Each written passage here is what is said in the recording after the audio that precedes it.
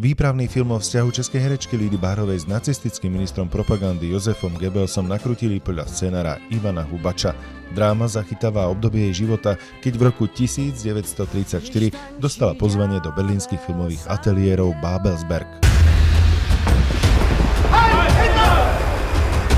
Musíte být opravdu výborná, když se režisér nedokázal vybrat mezi desítkami německých hereček. Neskoršiu Goebbelsovú milenku v podaní excelentnej Táni Pauhofovej dokonca prijíma Hitler a hoci je to práve on, kto spôsobí jej útek z tedajšieho Nemecka, táto časť jej života napokon tvrdo postihne celú jej rodinu. Snažila som sa samozrejme si pred natáčením naštudovať úplne čo najviac. Našťastie, vzhľadom na to, že to bola veľmi zaujímavá a slávna herečka, tak toho materiálu je celkom dosť. Pochopitelně je tam mnoho situací, kdy si scénárista musí domýšlet.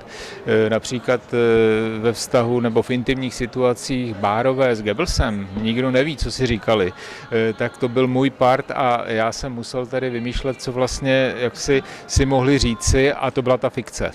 Hlavnú pieseň k veľkofilmu Lida Bárova, ktorý spremierovali v bratislavskej Euroveji, naspievala Lucie Bílá.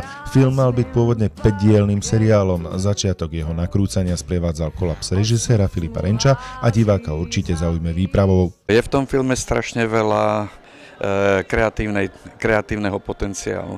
Keď to vezmete od scenára, hudba, kamera, herecké výkony. Silný príbeh a najviac sa mi páčila Tanička Pauhofová, naozaj bravúrny výkon a tie kostýmy, tak to je doba, že naozaj sa mi páčilo, ako sa tedy ženy upravovali.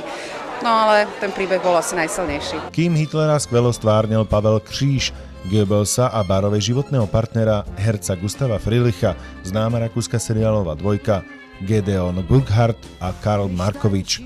Role jej rodičov stvárnili brilantní herci Simona Stášová a Martin Huba. Pre hrdého Čecháčka William Šuška.